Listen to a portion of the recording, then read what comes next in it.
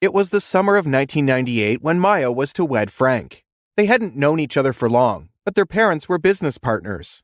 One might joke that their marriage was a business transaction of sorts, which it was, especially considering the fact that there was absolutely no love between the two. Everyone knew of the infamous couple. One would assume that such a vital union between two successors of such renowned businesses would mean that the couple would at least try to keep up pretenses. But alas, how far from the truth that was.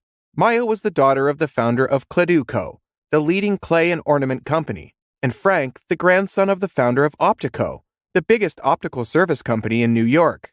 Neither of them grew up lacking anything. Everything either of them had ever wanted was handed to them on a platter. That did not mean they didn't work hard. Before they were betrothed to each other, the two were academic rivals at their high school. If Maya wasn't on top that semester, it was definitely Frank. If Frank wasn't in the first place, it had to be Maya. Throughout school, they competed head-to-head in almost everything. As a result, by nature, people would automatically pair the two together. For this reason, their own parents assumed that the two were close. This could not have been farther from the truth. The only time one of them interacted with or spoke to the other was to taunt or insult. When the families had first introduced the idea of this marriage, Maya refused to leave her room in protest. She starved herself, swearing that she would die of hunger if the proposal were not withdrawn. Luckily, all those who worked for the Miss knew that she had an endless pit for a stomach and would not last an hour without food. They were right. Just like that, her first plot to ruin this marriage had failed. Frank's methods of sabotage, on the other hand, were slightly different. He made no effort to rebel against the proposal when it was first announced. Rather, he pretended it had never come at all. Every time someone in his family would bring it up, he would either change the subject or start talking about his ideal type of woman and which celebrity was his muse. In both cases, they would hold the exact opposite of Maya's most popular traits. She was outspoken and would confidently take the lead in any situation. His supposed ideal type was a meek, timid girl who enjoyed being taken care of. He made it awkward for people to bring it up because the atmosphere he would create with his remarks was so uncomfortable that they chose not to bring it up entirely. This tactic was more effective than Maya's, to say the least. However, it did not work for long. As discussions became more frequent and serious, and the two grew older, the people around Frank became used to his banter, and his comments became old. The two were distressed. How could the two most intelligent people in their year not come up with a single effective plan? Of course, the thought of working as a team had never crossed either of their minds. Months passed, and soon it was time. Toward the end, the two came to an agreement. The only reason they were doing this was because the reward promised was that, out of all their siblings and cousins, each of them would be the first in line to take over their respective families' companies. Therefore, this would be a marriage of convenience. Maya and Frank shook on the promise that their interference with each other's lives and work would be minimal, and unless necessary, neither of them will impose their opinions or decisions on the other. The wedding happened. Everyone was happy with the terms of the marriage, and the ceremony ended with no disturbances. Then came the merge. Neither of them saw it coming. Maya could not for the life of her imagine having to lead a company with a man. Despite how brilliant of a student and leader Maya was, she knew that hierarchy hardly ever mattered in an organization when it came to gender discrimination. No matter how senior a woman was, a man could talk over her and still get away with it. The minute a woman tried the same, she would be reprimanded and asked to wait her turn. If she and Frank were going to co-lead the merged company, she knew that the majority of the executives and directors in the company were going to hold his opinions and decisions in a higher regard than hers simply because he was a man. Surprisingly, Frank had no protests. He had nothing to lose. Ever since the wedding, he had connected with most of the upper management at Cledu Co as well, and he knew that they liked him. Some of them had even whispered to him that they had been worried that a woman would end up heading their company and lead it to its downfall.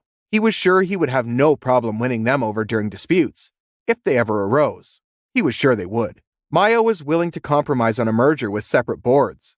She felt that, considering the vast differences in the companies themselves and the services they provided, it did not make sense to combine two boards of directors with entirely different areas of expertise. Her entire life, she had dreamt of the moment that she would lead Cledu Co, and despite it being promised to her in return for her sacrifice, she was still going to be deprived of full rights to it. Despite her valid concerns and arguments regarding the merger, no one took them into consideration. Oh, the misfortune of a woman.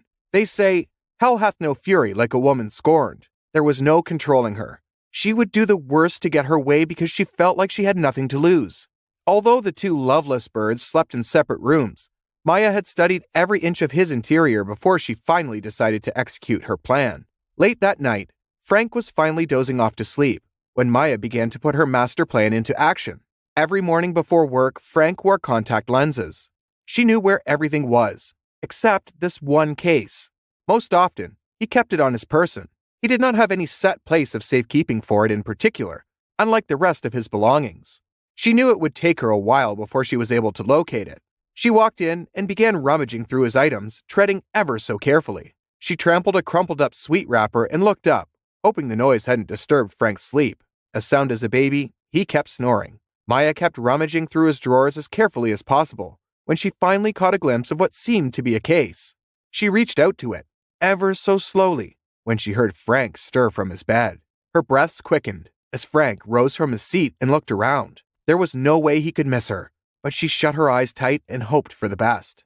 As his eyes adjusted to the light, he got out of bed and strode directly toward her. "I can see you, you know," he said. Maya sighed, making her way out from under the desk that she was hiding. This was by far the most mortifying thing that she had done in front of him ever. "If you wanted to join me, you could have just asked," Frank smirked. She pulled a disgusted face and said, as nonchalantly as possible, "I'm good. Thanks for worrying. Your birthday was coming up and Dad wanted to get you more of that luxury perfume you wear all the time. I found it too demeaning to ask you, so I decided to sneak in and find out for myself." Maya confidently made her way to the door, praying he wouldn't question her to stop her from leaving. He didn't, much to her relief. Just as she left, Frank muttered under his breath, too softly for her to have heard, "If that were true, you would have just asked my housemaid." Frank knew something was going on, but did not question it. The next morning, he woke up and dug up his drawers for the contact lenses that he wore every morning. For some reason, he could not seem to find it anywhere. Giving up, he grabbed his glasses from off his dressing table when the case holding his contacts fell off from right under. Frank was confused because he didn't remember leaving it there, but he was more relieved that he had found it in the first place. Rushing to get ready, he took it to the mirror and began to insert them into his eyes. Maya was in her room, already set to leave for work. She had woken up earlier than usual that morning after all. Right as she was about to leave the room, she heard the most blood-curdling scream she had ever heard in her entire life. She winced. She ran to Frank's room, having heard the sound come from there. "What happened?" she asked, feigning concern. He was on the floor, writhing in pain. Frank could not open his eyes. He felt his entire body lose function, as the throbbing in his head and sting in his eyes got progressively worse with every second that passed. He had never known pain and discomfort this severe. He could hear voices in the background, but they were all a blur. There was a ringing in his ears that would not go away. What was going on? Usually, he barely shed a tear when he wore his lenses. His hands clutched his left eye, and he started pounding it with his fist. Maya was petrified at the scene. She knew this was her fault. She thought it would only numb him for a short period of time, making him incapable of thinking straight. This would give her extra time to lead by herself and help her win over the favor of the directors and show them what she was capable of as CEO. How wrong she was. She watched in horror as Frank's screams got more intense and gradually hoarse. The medical staff at the scene were doing their best to help Frank, but he would not stop clutching his left eye. His grip was as firm as iron, but they were finally able to dislodge his hand from his face. One medic used his hands to pry open Frank's eye despite his wails of agony from the infected eye hurting much more after being exposed, and the other medic ever so carefully removed the lens.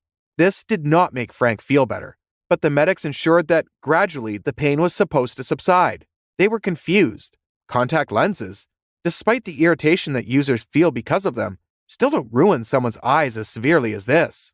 Maya could not stand to watch anymore. Even if this was going to be only for a short while, why would she put him through this much pain? She felt guilty for and ashamed of what she had done. How was she ever going to compensate and make amends for this terrible deed? Despite her conflict, she decided to go to work. She knew her conscience would not allow her to proceed with her initial plan. She felt like a terrible person, so she spent the day at the office working as hard as she possibly could. If Frank decided to make her step down after this incident, which, considering the seriousness of the situation, was more than likely to happen, then she would accept that punishment. That night, when she came home, she noticed that she was met with an eerie silence, almost as if no one was there. Where were her maids? She walked around the house while calling for them, but no one responded. As she passed the dining area, she heard muffled voices in the large room next to it. The door flung open and Frank's right-hand man, Kev, came out. It took a while to notice that he was dragging a petite, bloodied figure across the hall. Maya's hand flew to her mouth as she gasped. "Who is that? Have you killed her?"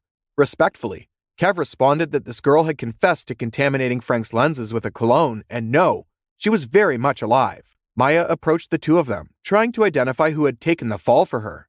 Tears streamed down her face when she realized that it was her own handmaiden. They had found the bottle of cologne in her lodgings. She must have picked it up from Maya's room and hidden it in her own. She felt undeserving of such loyalty, especially after how terrible an act she had committed.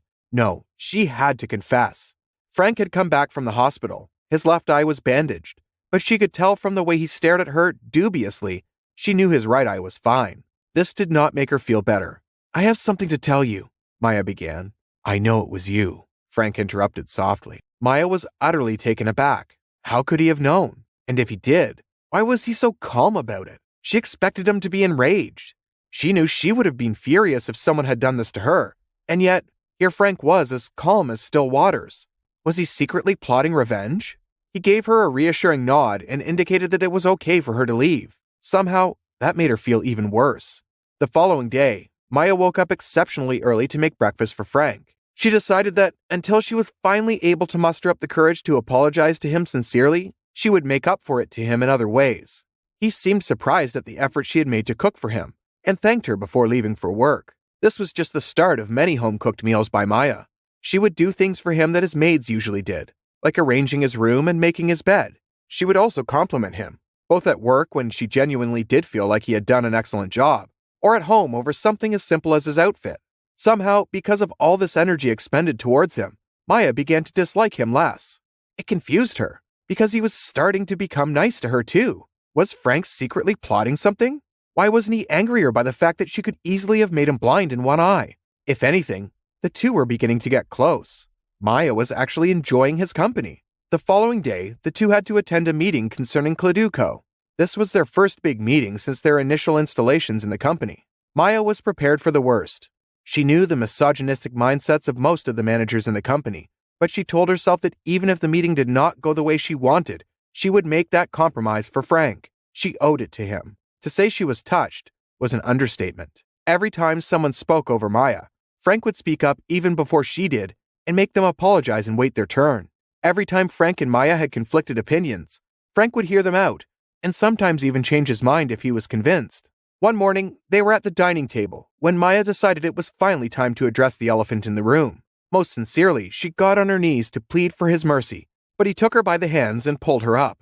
She still went ahead, explaining that she acted out of rage and impulse, and that she would accept whatever punishment he deemed fit. Frank laughed. He explained that the first time he supposedly forgave her when she came into the room, he had not actually meant it. He admitted that his mind at the time was brewing up the worst. He had wanted to do something to her that was equally painful and torturous. Much to his surprise, though, she had chosen to take accountability that very night. Even then, he still had plans to move on with his revenge. That was, until he began to enjoy being doted on by Maya. More importantly, he was able to be himself and feel comfortable around her. He knew that what she had done, despite how terrible it was at the time, was something that she had done out of impulse and out of the hurt and betrayal she had felt from being wronged. He knew how much she regretted it now. He no longer had it in his heart to hurt her. If anything, he wanted them to work. Maya was in tears. She had almost destroyed his entire life, but all it took was a little effort on her part and forgiveness on his to turn the tables entirely. That day, they both decided to skip work. They spent the entire day talking about their interests, each other, and their future plans. The two of them also made a promise to each other to communicate their feelings and insecurities to each other if ever the need arose, instead of acting out of impulse and hurting each other in the process. Frank's eye was healing. He asked Maya not to worry about it because he could see that she still felt guilty for what she had done. She treated it every night with love and care. They also decided that, considering everything that had happened between them, it might be a good time for them to start afresh. The two had gone from enemies to lovers. Perhaps everyone had been right. They did make a pretty good pair, after all.